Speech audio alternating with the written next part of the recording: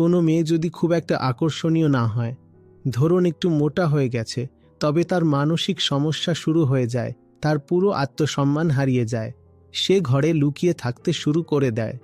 সে বলে, আমার মূল্যই বা কি আছে, আমার সম্মানই বা কোথায় আছে।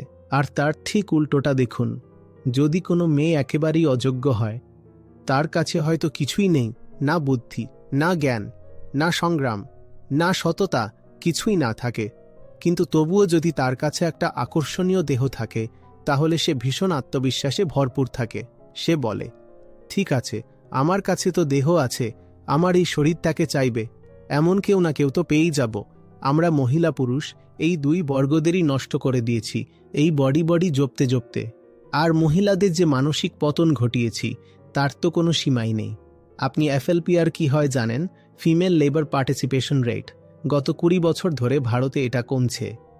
মানে 20 বছর আগে যত মহিলারা বাইরে বেরিয়ে কাজ করত, আজ তার চেয়ে কম মহিলা বাইরে বেরিয়ে কাজ করছেন। বলুন তো কেন? কারণ ঘরে টাকা এসে গেছে। ভালো ভালো ডিগ্রি থাকা সত্ত্বেও মেয়েরা চাকরি করছে না, তারা সাজগোজ করে ট্রফি ওয়াইফ হয়ে ঘরে বসে থাকতে পছন্দ করছে। মুখে রং মেখে অন্যকে আকৃষ্ট করে ফেললেই কাউকে মহান বলা যায় না।